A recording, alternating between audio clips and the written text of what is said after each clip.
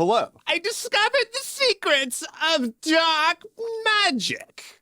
But stuff still happens. So what's up? It's protest time in France. It's that season again. It's time to do it. Get out there. Everybody go to France. Get in the streets. Do the thing. Over the weekend, over 100,000 people took to the streets in France in protest of the new prime minister pick from French President Emmanuel Macron. If you recall, about 2 months ago, there were elections in France, and it looked for a second like a right-wing coalition was going to take over until a left-leaning and centrist coalition trounced them. Things were kind of looking up. People were like, oh, hey, maybe our voices will be heard. Nope. Macron just picked a new prime minister from a conservative group who's 73. Because we don't have enough of those in government, just in general. The left-leaning coalition put forth Lucie Castet. Castet. I took 8 years of French and I don't remember how to pronounce things. Anyway, she's a 37-year-old economist with a history in battling financial crimes. Cool, but that's nice. How about this 73-year-old guy who helped with the Brexit deal? So yeah, Macron, who, like, as a reminder, recently there were efforts to shit in the rivers of Paris so that Macron would have to swim in them when he said he was gonna swim in the river to prove it was safe. That Macron? Yeah, he's just thing after thing after thing. He's dealt with a handful of protests in just the past couple of years alone. And yet he just keeps doing the dumbest shit imaginable.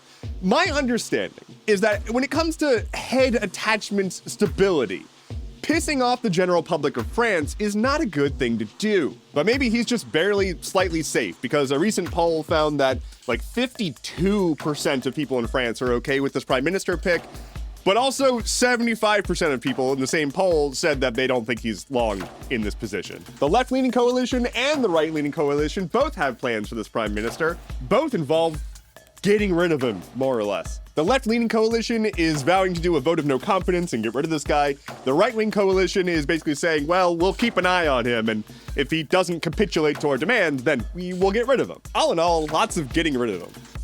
Lightning round. Today's weather is foggy with a chance of clear.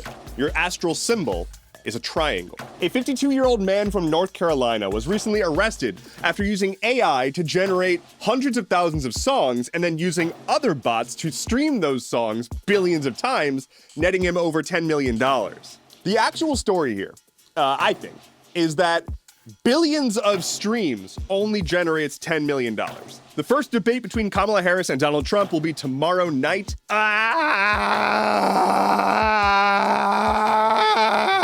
Just had to get that one out.